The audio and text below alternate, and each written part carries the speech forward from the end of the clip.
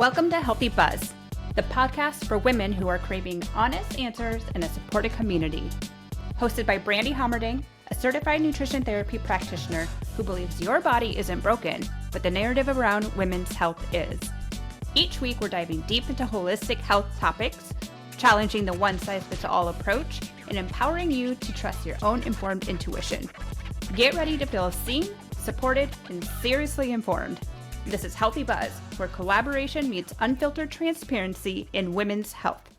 Welcome back to another episode of Healthy Buzz. In today's episode, we are going to be talking about weight-neutral fitness. And for this topic, I am joined by Tara De Leon of Tara De Leon Fitness. Tara is an entrepreneur, personal trainer, fitness business coach, professor of health, fitness, and exercise studies, podcaster, speaker, and author. Tara has helped hundreds of women feel badass and confident by teaching them how to lift weights and get strong, healthy, and empowered. Tara teaches women to take up space and stop apologizing for their bodies. Specializing in fitness for fertility, prenatal and postnatal fitness, she loves helping moms go from hot mess to hot mom. Tara is passionate about health and fitness and strives to constantly improve herself to better help her clients. Tara has a master's degree in human movement from A.T. Still University of Health Sciences, a bachelor's degree in exercise sports science from Brigham Young University, Hawaii, and maintains 14 other advanced certifications pertaining to fitness, wellness, and lifestyle. She has won Best Personal Trainer twice, Best Lifestyle Coach once, and has been voted Best Prenatal Fitness Coach 4 years in a row by What's Up Annapolis magazine. She was awarded the Personal Trainer of the Year 2024 by the National Strength and Conditioning Association. When Tara is not working, you can find her eating sushi or tacos, going for walks, baking, and spending time on the Chesapeake Bay with her husband, son, and their Aussie pup, Chula. Tara, welcome to the show. Thanks for having me. I know that's a lot. No worries, no worries. I am so glad to have you here to talk about such an important topic when it comes to women's health and fitness and talking about weight neutral fitness. But before we jump into that, tell us a little bit more about yourself. How did you become a personal trainer and get so excited about helping women become strong and badass? You know, my story is so crazy because it starts like 23 years ago. So I was introduced to the concept of personal training when I was in high school. And let's back up even further than that. I was raised like deep in the clutches of diet culture, right? Most of us who were born in the 80s and 90s like grew up being taught to hate our bodies, right? No fault of anyone. That was just kind of society at the time. But it kind of sets the stage for where my story begins. So I was raised hating my body. I joined a gym when I was like 17 and I would skip school to go to the gym. And I was dating this guy who was super good looking. So I felt like I had to be like working on myself at all times. I didn't want to be like the fat one in the relationship. And when I got to college, I just happened to be waiting tables at Outback Steakhouse. And I met a guy who was a personal trainer there. And he was like this amazing, muscly god. And I was like, oh my gosh, that sounds so cool. He's like, you should do it. And I was like, okay. And so I have the most terrible origin story of all time. But I want to believe that I've used my powers for good in the time since then. Yeah, I love that. I love that. So how has that then shifted? Because you've won so many amazing accolades here. You're a well-established and highly rewarded. A lot of people really enjoy the work you're doing. How were you able to build to that level in your career? Yeah, so I first started training people in 2003. I was still in college at the time, and I had actually switched my major from, like psychology to sports psychology. And then eventually I was like, forget the psychology. I just want to deal with sports. So I went into exercise and sports science and then later got a degree in human movement, right? So during that time, I was working as a personal trainer and I was doing what all the other trainers around me were doing. We were helping people lose weight and look good naked, right? Like that's what every single person who came into the gym, I'd be like, hey, like, what are your goals? And they'd be like, I want to look good naked, and then they would, proceed to point out all of their perceived flaws with their body. But nobody ever said like, hey, I need to be healthier. I need to get my cholesterol under control, or I want to help regulate my blood sugar, or my doctor says that I should be moving more so that I can pick up my grandkids when I'm old. Like nobody said anything like that. Everybody was really focused on just how their body looked. And so that's what I did for a very long time. And when I think back about that, I cringe a little bit because I'm sure I was teaching people to have a disordered relationship with their body, a disordered relationship with fitness and food. But along the way, that started to not feel so good for me anymore. And part of it might be that I live in a larger body, right? Like I am definitely a plus size 2XL woman, which as a personal trainer is extremely controversial. People often tell me I don't look like what a personal trainer should look like. And I'm like, what should they look like? A happy, well-adjusted human being who helps other people feel good in their bodies? Because that's what I do. That's who I am, right? My body is my business card is like the antithesis of what I believe in. So over the years, I just started feeling like what I was doing maybe wasn't the best thing for people. And it was frustrating because weight loss, intentional weight loss, is really difficult. You're probably not going to outwork your diet in the gym. And so people would get on the scale and they would be really frustrated with the fact that they only lost a pound that week. And I would be like, well, like you're putting in a lot of really hard work. So, like, your sleep is better, your sex life is better, you're living your life in a way that feels good to you. Like, do we really care about the number on the scale? And so it was just this slow evolution through that until maybe like 7 or 8 years ago, I met my first anti diet person. And as soon as I started talking to her, I was like, oh, there's a name for what I believe. Like, this is crazy. I had no idea that what I was doing was a thing, right? Like, I had never heard of the Haze movement or body positivity or weight neutrality. I didn't know about any of that. So when I found her, I like latched on and started picking her brain, and she introduced me to other people. And then eventually I met my podcast co-host, Elizabeth Harris, who is extremely anti-diet, an anti-diet dietitian. And so I kind of learned more about intuitive eating, and it's just been a journey. Oh, wow. That's amazing. I love this revelation. And I think, too, like sometimes for those of us in this space, like we can look back at things that we did before and be like, ooh, that was a little cringe. But when we Totally. know better, then we can do better, right? Like we Yeah. didn't know what we know now. And that's the beauty of like evolving and not staying in I the same actually feel like place. it's the mark of, learning. If I was training the same way now as I was 23 years ago, I would think something had gone terribly awry because every year we're doing continuing education, we're learning and consuming more research and education. Like, it should look a little different. And our bodies should look a little different. Correct. I think that all the time. Like, I work a lot with new moms, right? And the first thing that most new moms want to do is erase all evidence of the miracle that's just happened. Like, if we've stopped to really think about the fact that you could even get pregnant and then grow an entire human in there and then safely deliver it from your body and then create food for it and raise it to be however old your child is at this point, like, that's amazing. And the first thing we want to do is like get our body back, which, by the way, is a phrase I absolutely hate because your body's just on this incredible thing. And I think we don't stop to recognize that often enough. Yeah. And I think too, like we are in such different phases in our life as we grow older. And sometimes, like, I work with a lot of clients that will be like, I want to weigh this certain number. And I'll be like, well, when was the last time you weighed that? And they'll be like, 15 years ago. I'm like, why are Yeah, we chasing something that was 15 years ago? That's unrealistic, likely, because totally. we're evolving. Dude, and to take an even like darker path to this, I'm not a dark person, but this is something that I think about frequently. Is like the ideal quote unquote beauty standard is that of like a young teenage girl. Like, Right. we are not meant to look like that forever. No. It's just a little creepy, to be honest. It is. It is. Absolutely. I agree. I agree.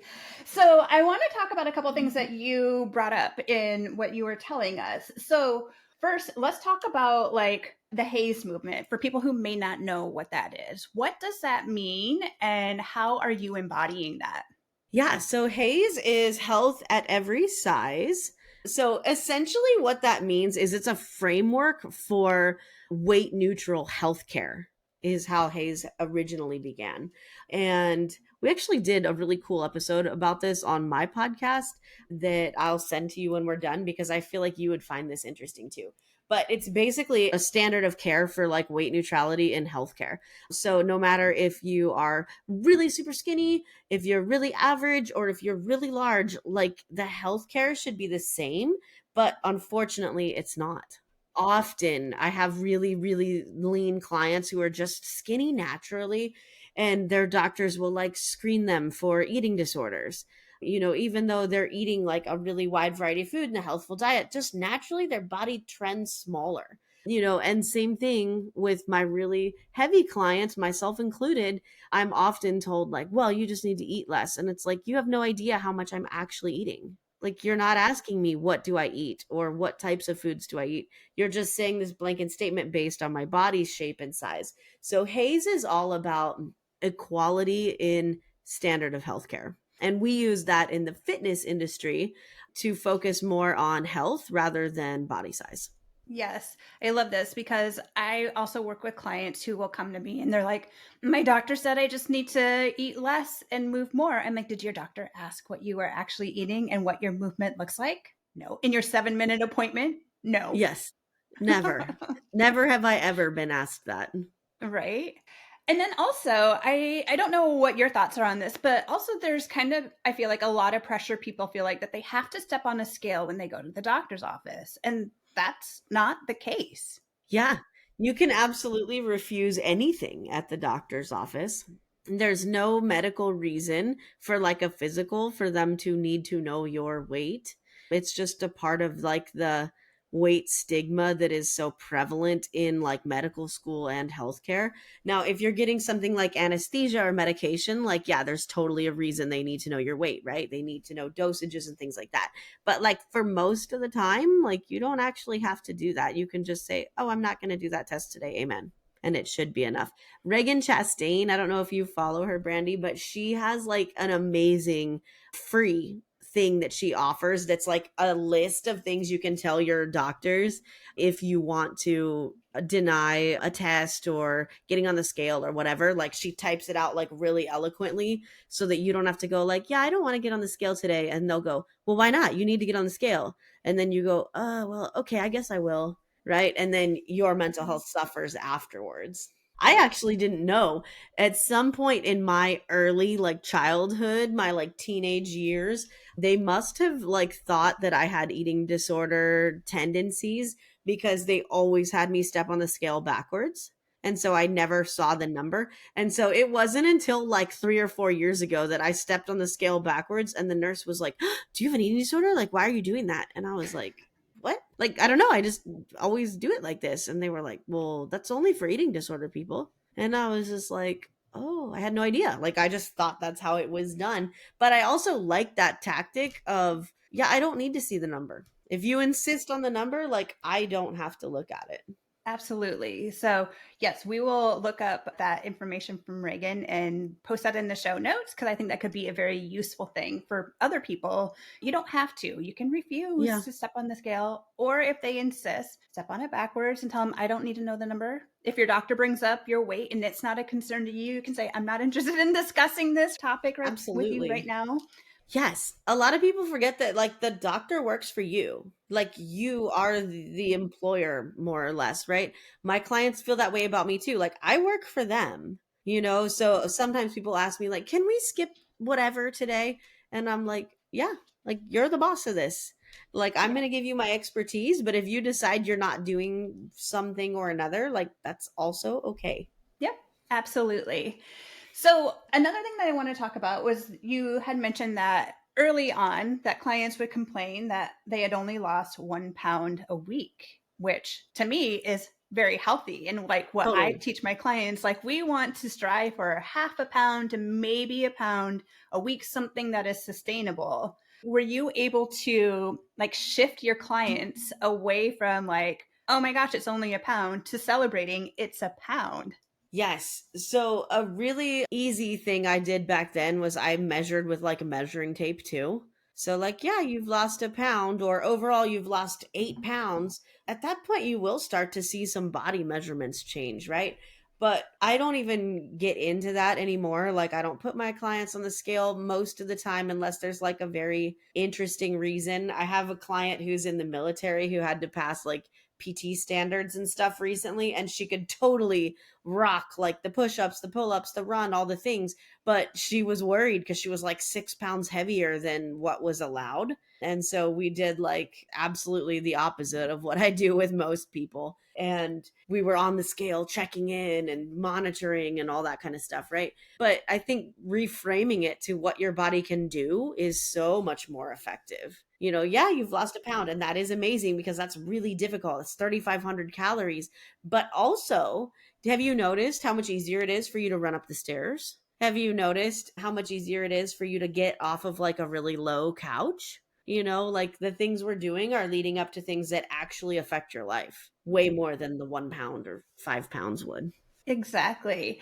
With that, so I had done this workshop and I was talking about how like women that are in their midlife, perimenopausal, leading into menopause, we really need to put some emphasis on shifting to building muscle. So many of us are cardio queens because we grew up in the 90s, early 2000s where it was cardio, cardio, cardio all day long. Super guilty here of that. So I was saying how we need to like shift towards lifting weights more. And somebody was like, but then the scale's going to go up. And I was like, yeah, probably. Yep.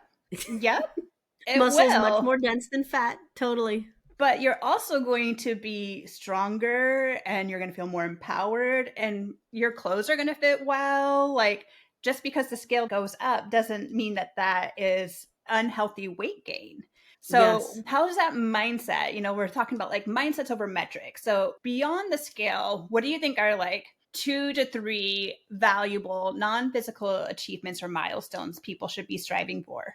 Yeah. So I feel like, in that conversation of, but the scale's going to go up, if people are really stuck in that diet culture mindset, it is easy to be like, yes, but muscle actually burns calories just existing, whereas fat does not. So like trusting the process is a huge part of it. I love to look for things in my clients' lives that are meaningful to them. So I work with a lot of women who are like postmenopausal who love to travel. And one of the big things that they stress about is putting their suitcase in the overhead bin on the airplane. So we practice like squatting a kettlebell that's the weight of their suitcase. We practice doing a shoulder press and like putting it up high above their head. We work on different things so that when they come to situations that they're worried about, it won't be a problem for them. Another one that I see a lot of is clients who want to like get down on the floor and play with their kids or grandkids. Like as people age, they start worrying about how am I going to stand back up? And I think that is like terrible because that's like a terrifying way to live your life. When I was in high school, my grandma, who at the time was like in her 80s, came out to live with us for like 6 months. And I got home from school one day and she was just like laying on the kitchen floor. And I was like, oh my God, like, are you okay, Grandma? And she was like, oh, I'm fine. And I was like, how long have you been down here? And she was like, oh, probably since like 10:30. And it was like Oh, wow. 2:30. So she'd been laying on Wow. the floor for 4 hours. Luckily, it was like climate controlled home and, she didn't really need anything. And she knew we would be home at some point. And so I was like, well, let me help you up. And I couldn't get her up. She couldn't help herself enough that I couldn't do enough work either. Right. And so I called my dad, who worked an hour away in Virginia. And he was like, oh my God, like, even if I leave right now, she's going to be on the floor another hour. And he ended up calling like a friend and somebody came over to help her up. But at that moment, I thought, I never want this to be me or my loved ones. Like that seemed like it sucked, And of course, like she was fine. She didn't hurt herself on the way down, so that was a major blessing. But to me, I just thought I never want to do this. So something that I practice with my clients, especially the ones who are a little scared about getting down, is we get down and we get back up like multiple times in a row. so that that will never be them. And we game plan it. Like, what if you're near a wall? Okay, cool. You can put your hand on the wall. What if you're not? Then where do we put your hands? How do we put our toes? Do we leave our feet flat or do we tuck our toe under? Like, we think about these things so that when life be life in, because we all know it does, we have a game plan on how to get out of it. I love this. It sounds like a lot of functional training, not Totally. just like training for the aesthetics like people want. They want I want to look good naked. Let's look good in our clothes Who too. doesn't want to look good naked, honestly? Right? Like, Right? of course But we all want to look good naked. how many people are also seeing us naked? Correct. Realistically, right? Yes. I'd rather look medium and be able to get off the floor or put my suitcase in the Right. overhead bin, Exactly. Hey, Healthy Buzz community.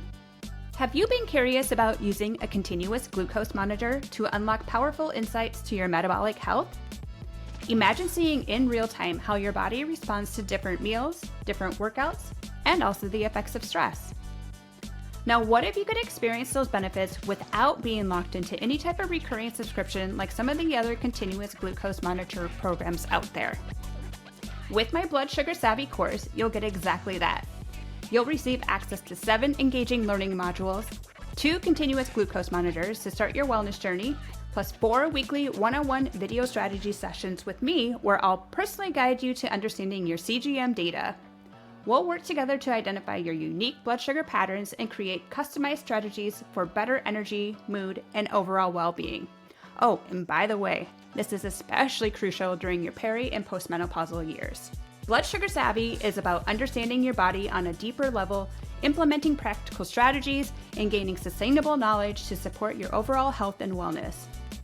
Ready to get Blood Sugar Savvy and take control of your metabolic health? Healthy Buzz listeners can save $30 simply by using the code BUZZ at checkout when you enroll at bcw.bcollectivewellness.com/Blood Sugar Savvy. That's bcw.bcollectivewellness.com/Blood Sugar Savvy. Don't forget to use that code BUZZ at checkout for your $30 savings. Your personalized blood sugar journey starts now. The functional training of like what we're setting your body up for. And it's not always I'm training for this body I have right now, but like the training for the body in the future is what we should really be striving for, the independence, because the moment that I can't throw my own suitcase up there, that's going to be crushing, right? The moment that I fall down and I can't get back up off the floor, like your poor grandma. Yeah. The mental aspect of that is terrifying to me. What if she was laying there on the floor and our house caught on fire? Right. Not likely, but possible, Like, I never want to be in a situation like that. Mm-hmm. Or even like if you are in bed and some emergency happens that you have to quickly get up and moved to a different location, like, can you do that? So then we also have to think about like a lot of times for women, when we think muscle mass decreases after menopause for sure, because estrogen is no longer on board. Estrogen is so important for your muscle, but then also your bone health. It has a huge impact, and weightlifting not only helps your muscles, but stimulates your bones. And women are so susceptible for a broken hip. And then that can be like the end of it for a lot of women. And we used to think that you couldn't build bone density after age 30. And we now know that you can build bone density forever. I have clients in their 80s who regularly get bone density checks, and they gain like a quarter of a pound here, quarter pound there. Like, it adds up over the years. So if there's any advice I could give to women at any age, but especially if you're like approaching 40, is like start lifting weights. Cardio is important, right? Like, we want our health and lungs to be healthy, but we want our muscles to be strong enough that we can live life on our terms. We don't want to get injured. We don't want to have fractures. We don't want to have to live out our golden years like laying in bed or sitting on the couch or whatever, because we are not physically strong enough to go, do things, to play with our grandkids at the park, to travel, to go experience new things. Like, we want to be able to do all that. Absolutely. And weightlifting is the key. It is. My grandpa is 93 now, very independent. Wow. He walks like 3 miles twice a day. if it's too cold out, because he lives in South Dakota. So now he does have a very old stationary bike. And I'm like, maybe we should all get Grandpa a new bike for Christmas. Let's chip in, group present. Right? And then he does like some sit-ups and push-ups at home at night each night because he values his independence so much. Now, he's not lifting like heavy weights, but still body weight can be effective as well. A great place to start when you're on your journey of like getting stronger. People ask me that a lot. Like, well, I don't want to lift heavy weights. I don't want to get big. Like, first of all, women aren't going to get big. We don't have the right hormones to do that. Like, it's definitely not a concern. And secondly, even if you are concerned, it doesn't happen overnight. Like, you don't go to the gym and wake up a bodybuilder the next day. So if you ever think like, I'm getting too buff, like, you can calm down and change your workout a little bit and it won't happen. But I love that because basically, if you're doing something your body's not used to, even if it is just a bodyweight squat or a push-up, like you're going to see results. So we don't have to start out by like joining the gym and buying a barbell and like doing all the things. Literally just standing up and doing a couple of squats, a couple of push-ups, and like a plank would yield massive results if you're not already doing that. Yeah, so let's say like the beginner who maybe isn't doing any of these things. Maybe they have never stepped foot in a gym, they've been too intimidated by it, or maybe it's been a while. Maybe they had a lot of life things come up and it just wasn't a priority for them anymore. So for somebody who's ready to move past some of this like mentality around like women are frail and I'm afraid of getting bulky, you're not going to get bulky, or even a lot of the diet culture influence, where can they start? How do they start? Yeah, I so understand that. Even though I've lived the majority of my life in a gym, I get it. It's dirty. There are like men grunting everywhere. Like people drop weights and it can be scary sometimes. Like I totally understand why it's a little bit intimidating from time to time, but I love it. And I do think it's worth it. But if you're a true beginner and you're starting from zero, have you heard of the concept of exercise snacks? Yes, I have. I love an exercise snack, especially because we like should all over ourselves. Like, oh, I should stretch every day and I should lift weights and I should get some cardio in and I should do a little meditation or a gratitude practice and I should drink my water and I should whatever. Like, there's so many things and we're busy, man. Like, I know I'm busy. Like, I'm a mom. I have a 5-year-old. I am an entrepreneur. I own my own business. Like I'm busy doing all of the things. Like I'm a solopreneur. So I'm like the talent and the bookkeeping and the manager and like the social media girl. Like Marketing. I do all the things. I'm podcasting, whatever. So, and I think that's not an unusual story. We're all super busy like that. So the idea of adding like a 5-minute snack into your day is really beneficial. So I break mine up throughout the day just because my body's not super happy if I'm seated for a long time. So when I get up in the morning, first thing I do is like get ready, run out the door and go to work. And when I get there with my client, while I'm waiting for them to roll up, I'll do like 10 squats, 10 push-ups and a 30-second plank like 3 or 4 times. And then they walk up and I'm like, oh, my weight training is off to a good start for today. I'm in a larger body. So for me, squatting and push-ups and planks are like hard, right? So I do that. And then I train some clients. And then usually around lunchtime, I will eat my lunch and then go for like a 10-minute walk. It's easy for me because I'm at the gym, right? So I just hop on a treadmill and do 10 or 15 minutes. But even if I work from home, I'll like grab my puppy dog and do like a walk around the block. It is not a long walk, but we know, and I'm sure you know this, Brandy, that even like a little bit of cardio after meals is really great for like blood sugar regulation and insulin production and things like that. So kind of strategically timing your exercise snacks is important too. And then sometime in the afternoon, I'll usually try to get down on the ground and I'll either foam roll or do a 5-minute stretch. And then as I'm falling asleep, I'll usually take myself through like a progressive relaxation, like a little bit of a meditation. And often I will try to like count my blessings simultaneously. So like, is it a full workout? It's half an hour probably, 5 minutes in the morning, 15-minute walk, 5-minute stretch. Like that's a solid 20 minutes. I like lifting weights, so I will throw that in there any chance I get. But for those of us just beginning, even doing one of those things is going to yield results. Yeah. And if you're like, exercise snacks aren't for me, because my podcast co host hates an exercise snack. She is like, I do not want to get sweaty multiple times throughout the day. That is gross. We talked earlier about I managed my expectations of cleanliness because a long time ago, I was kind of like, okay, well, if I work out, I'm going to do all the things. It'll take me like an hour. And then I'm going to need to shower. And then I need to do my hair. And then I need to get, set for the day. So I need like a 2 or 2.5 hour time frame to do my workout in. And that's just not happening. Right.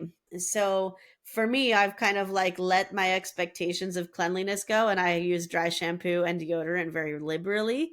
And then I shower at the end of the day, so that's kind of what works for me. But until I had that mindset shift, it was not happening. Yeah. I think there's a lot of mindset shifts that happen there. One, what's our expectation around cleanliness? We can alter that a little bit. Two, rewriting the narrative around like what a workout actually is, instead of being like something where I have to get massively sweaty and I have to like spend a lot of time, to shifting that to like, what if I broke these up into little bite-sized little times spread throughout the day? It's still going to equal 30 to 45 minutes if you are breaking it up throughout the whole day, which is probably the amount of time you would spend with the workout. I think too, this was a big thing for me, the big shift I had to have as being a recovering cardio queen, that I used to think, I had to be on that stupid elliptical machine for at least 45 minutes, if not an hour, or till I burned X number of calories. Ugh, I roll like barf, so that I could Totally, but we've earn. all been there, right? I know.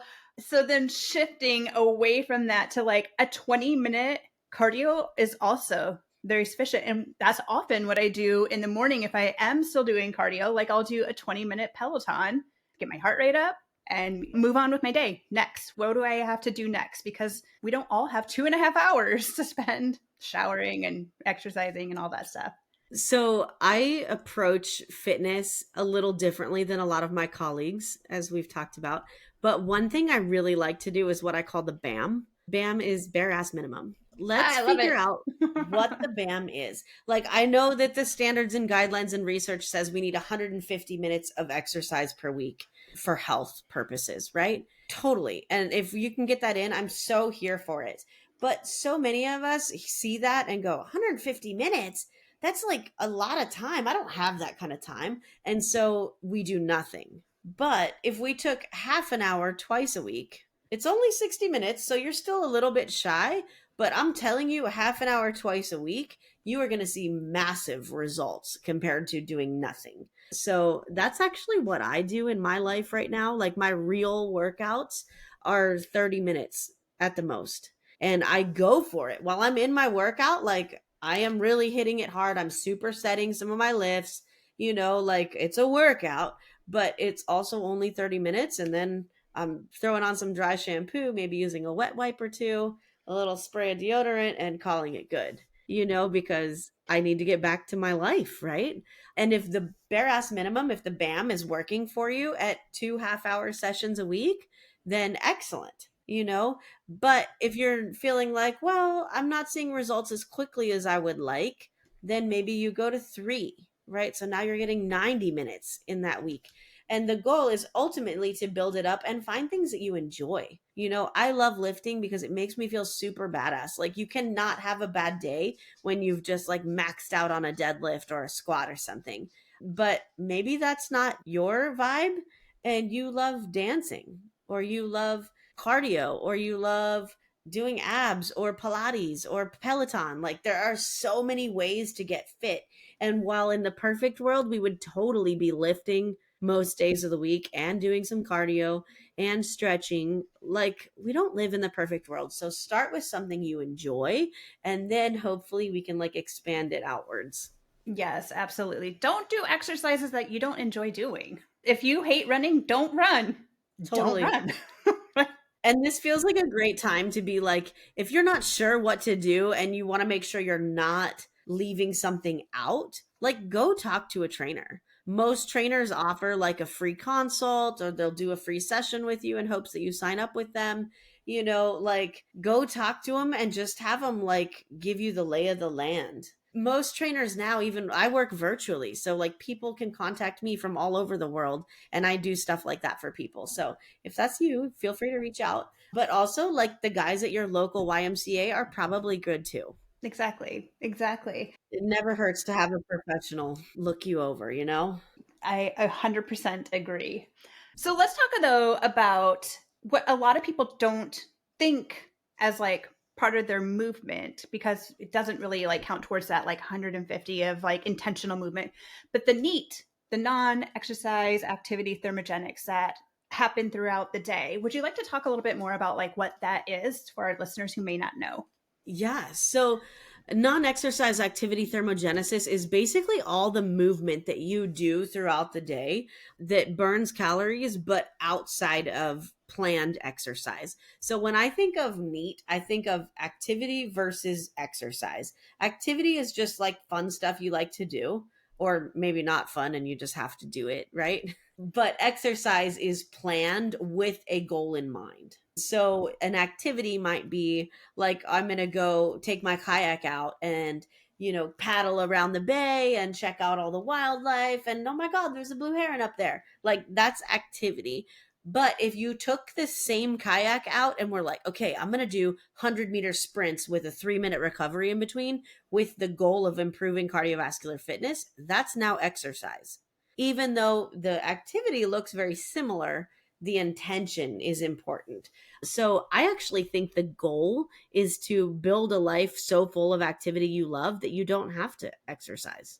I know that sounds crazy coming from a personal trainer, but when you look at people like farmers, right? Like, and maybe like old school farmers, I'm not sure farming is still done like this now. Maybe it is. I don't know. I'm a city girl. But like when I think of farmers, I think of dudes out there like throwing hay bales in the back of their truck, or like walking out in their fields with the animals, or like crouching down to milk the cows, although I'm pretty sure they don't do it like that anymore. But like there's a lot of activity in their day. Like they're riding their horse around, they're fixing fence posts that got broken somehow. That is hella activity. Do those guys need to be in the gym? Like maybe, but probably they're getting enough activity. Like their non-exercise activity thermogenesis is through the roof, that it's probably not essential that they be in the gym, picking things up and putting them down, because that's what they did all day. Yeah, yeah. But then also for the people who maybe aren't kayaking or maybe don't have a labor intensive job, right? Because that some people are on their feet and moving about for their job a lot more than other people. We also think about like just movement around your house, the Yeah. doing dishes and cleaning the Yes. house and playing with the dogs or the kids. Like those are your neat non-exercise activities as well. So those all accumulate throughout the whole day. Maybe it's parking a little bit further away from the grocery store and walking a little bit further. Yeah. I love that. I actually have like a little rule for my life that is a little crazy, but I usually take like farthest parking spot and walk in just for like a few extra steps. I mean, if it's like freezing cold or raining or something, like I'm not hardcore about it, but like usually I take a little bit farther of a walk just when I can. And I also take the stairs. If it's less than like 8 flights of stairs, I'm taking the stairs. If it's more than 8 flights, I'll take an elevator. And my husband totally roasts me for it, but I think it's mostly because me walking up the stairs is faster than him in the elevator. So he's just jealous. I do also. I have a walking pad under my desk here that, there are some days where I am in my office a lot more, not able to get outside. We live in Seattle. It's rainy season now. Like I put that on the slowest speed. I am not walking to work up a sweat. I am walking at 1 mile an hour, leisurely walking so I can still work, not get breathless, and like not get super sweaty. Yeah. Our bodies were never meant to be as sedentary as we are.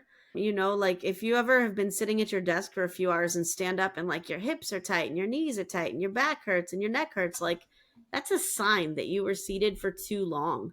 So maybe popping up and moving a little bit every so often, leisurely walking on your walking pad or doing a little like, desk or stretching or something like might be helpful to you. I also think that even with all of the neat activity that we do during the day, most of us are still not achieving the recommended amount of activity. I have a job where I'm on my feet all day and I walk a lot, and I still only get about 5,000 steps a day, unless I've gone for like my planned walk at lunch, right? I don't track things very carefully because I think it's a very slippery slope for myself and probably for a lot of other people, where I get into that like, oh my gosh, like I didn't hit my goal today. And now I'm in this like mental health spiral, right? But I found this app recently called Hot Girl Steps, which basically just uses like the health app on your iPhone to take the steps. So is it a great way of tracking steps? No. If you have left your phone on the table and walked away, like you're not counting all those steps. But I like it because throughout the day it'll give me little mantras like, you're giving main character energy, keep walking, like it just is kind of like fun and motivating for me to have those pop up every so often, like 50% down and strutting like a queen, like that kind of stuff. But all this to say, even with my fairly active job and a busy mom life, 5,000 steps is still not a lot. Yeah. So trying to move a little bit more, always going to be a good idea. I mean, even if you are like, let's say that you're hitting like 3,000 steps a day, whatever your like Apple Watch or your Garmin or your Oura Ring, whatever you have that might be tracking that, or your phone, whatever is tracking that, maybe your goal is to just increase it by 500 to 1,000 steps. Yeah. Can we baby step this to just add a little bit more movement? And I know like some of my clients, when they do that, then all of a sudden they're like, oh, this feels really good. How can I add more of this in my life? How can I Yeah. create more time? Is it maybe that when you have a break, instead of grabbing your phone and scrolling on social media, you're going outside and walking to the mailbox and back? I mean, if you have a Yes. mailbox, or walking around the block and back, like it doesn't really take that much time. Yeah, I totally agree, dude. And there's so much research to support that any movement is good movement. I was trying to think of how to word that, but any movement is good movement. We came up with this whole like we have to get 10,000 steps a day thing, right? And that actually is like an old marketing campaign from a Japanese company, because the character for 10,000 looks like a guy walking. So they were like a pedometer company that was trying to sell more pedometers. And so they were like, oh, we got to get 10,000 steps a day, right? And they just did this huge research study, a meta analysis of like a ton of people. I don't remember exactly how many, but lots of people. And there's a huge benefit to walking even 4,000 steps a day. So, not that I'm one to give out numbers like shoot for this, but if you can get 4,000 a day, I'm pretty happy. But more is going to be better. For sure. So you talk a lot about like helping women take up space and the stop apologizing for their bodies. How are we walking through that? Because that can be a really hard thing to like wrap our head around and be like, and I'm all about this too, like take up the space that you in the body that you are in and be proud of it and own it. But how are we like translating that into like actually how we can do that? 'Cause saying it and doing are different things. Let me give you an example. So, I find that in general, men don't apologize for their bodies. And the really obvious example of this is at the gym that I work at, they have like a little scale that they put a lot of people on, right? And so usually if it's a client coming from the gym, I'll say, "Hey, do you want me to put you on the scale?" And like usually people say yes. So I've put like thousands of people on this scale. And the trick with a scale is you have to be barefoot for it to be effective. And so every single time a woman takes off her socks and shoes, she'll apologize for how her feet look. And I'm always like, girl, I'm not like looking at your toes. And also, it's feet, dude. Like, I don't expect you to take off your tennis shoes and be like, oh my God, look at how beautiful your feet are. Like, it's just neutral. Your feet carry you through your life. I expect them to be a little bit banged up because life is hard. However, I had a guy one time who took off his socks and literal chunks of his feet were like falling off onto the scale. And I was like, what on earth? Like on the inside, I was shocked. On the outside, I was just like, oh, feet are feet, but on the inside, I was like, holy smokes. If there was ever a time to apologize for your feet, it's like leaving chunks of your feet all over my office is crazy. That's crazy work. But did he apologize? No. He just took off his socks, like dumped out the extra skin or whatever the heck was in there, and stood on the scale like no big deal and waited for me to do my thing. So I think that like noticing when we are apologizing for our bodies, I think this probably happens at the doctor's office a lot. Like whenever they have to touch you, or if you're at the OBGYN and they're, giving you pap smears and stuff, like, oh, sorry, I didn't have a chance to shave. Like, no, we don't apologize for our bodies, dude. Our bodies are our bodies, and they are neutral. They're not good. They're not bad. They just allow us to live our lives. Right. I also think that like apologizing is a default nature for many women. Like somebody will bump into you and you will apologize. So like noticing that those things are happening just so you can like maybe take some efforts to stop doing that if it feels right for you. I'm not saying never apologize, but I think we apologize too often. I've also heard people say that instead of apologizing, you should thank people. So instead of like, sorry, I'm late, thank you so much for waiting for me, would be like an appropriate change. My work revolves around bodies pretty much exclusively. I'm not teaching you how to live your life in the boardroom or whatever. But I think that we have been taught to like make ourselves small for so long. Like we have to shrink ourselves. We have to fit in this space. If you've ever sat next to a dude on any form of public transit, like my dude is man spreading and he's probably taking up your space. And then you're having to crunch yourself up so as to not like have your legs and stuff pressed up against him.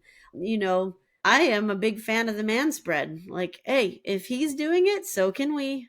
And I understand that anatomically there's a few differences that make it more comfortable for them to man spread, and we don't necessarily have to do those things. However, it's not my job to give you half of my leg space. I do think we should all try to like get along in public transportation, whether it's like an airplane or a bus or a train or something. Like, let's not rock the boat here. But I don't think we should purposefully have to make ourselves smaller to make other people more comfortable. And so I think just noticing those things goes a long way. Like right now you're hearing this and going like, dang, I really do apologize a lot.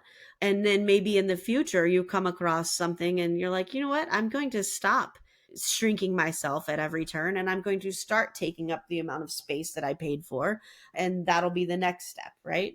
And then the next step after that might be like talking to your friends about it so that more women are doing this. I really think that like the Gen Z generation that's kind of like coming into adulthood at this point are doing a much better job than us as millennials did. We were like the good girls, the high achieving women, the ones trying to be perfect and not create waves. And now we're all dealing with anxiety and not Burnout. enoughness, right? So Yep. I think that we'll see a change because as we're having kids, we don't want our babies to grow up like that. So we're teaching them differently. And hopefully it creates this like massive impact in the world. I guess we'll see. Yeah.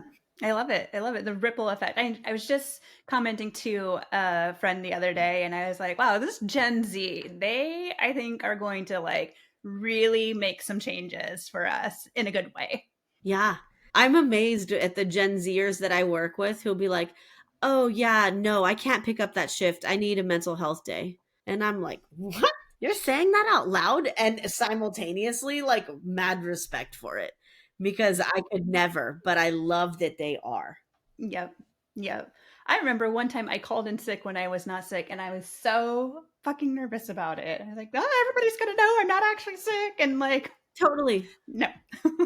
And then you're made to feel like back then you were made to feel like you were a piece of shit for doing that. And now it's just kind of expected. Like, yeah, sometimes people need a break. Yep. You know? Exactly. Exactly. Well, I thought this was such a fantastic conversation. I really loved everything that we talked about. And really, I think I want women to take away from this is like advocate for yourself and know that like your weight does not determine who you are as a person. And we really need to reframe that mindset into like taking up more space and being strong and empowered, whatever your size is. Honestly, your weight is like it's like the least interesting thing about you. Yeah, You're such an interesting human being, regardless of what your body looks like. So whenever you feel down about it, like remember who you are. And it's absolutely. not the number on the scale. No. In fact, I tell my clients this all the time. I'm like, you're going to put the scale in the trunk of your car or the very top shelf of your closet, somewhere where it's out of sight, out of mind, because this is not a metric that we are going to use to measure progress here. Yeah, absolutely. Well, Tara, how can people connect with you? Where can they find you? Okay, I love when people reach out. It makes me feel like I'm not just talking into the void. So please reach out. I'm most active on Instagram. My handle, I'm sure you'll put it in the show notes, but it's a terrible handle. It's at Tara de Leon Fitness, but there are underscores in between Tara de Leon Fitness. So it's terrible saying it out loud, but written it makes sense. So follow me there. You can listen to my podcast if you liked my brand of spiciness. I co-host the Wellness Rebranded podcast, available anywhere you like to listen, with a dietitian and a mental health therapist. We would love to have you over on our corner of the world. And if you're a personal trainer and you're looking for help, I actually have a free mini course on how to get busy as a personal trainer at taradeleonfitness.com. So always happy to help people achieve their goals, or even just like be a resource for any fitness questions that you have. Love to do it. Amazing. All right. Well, all of us, let's go connect with Tara, listen to her podcast, and start following her on Instagram. Thank you so much, Tara. This was a wonderful conversation. Thank you. Thanks for tuning in to another episode of Healthy Buzz. I hope this conversation has left you feeling seen, supported, and ready to take the next step in your health journey. Love what you heard? Make sure you subscribe to Healthy Buzz so you never miss an honest conversation. And if you found this valuable, please take a moment to leave a review. I truly appreciate it. For exclusive weekly tips and holistic strategies, be sure to subscribe to my weekly newsletter. The link is in the show notes. Remember, this isn't just nutrition, it's permission to trust your body. I'll catch you on the next episode of Healthy Buzz.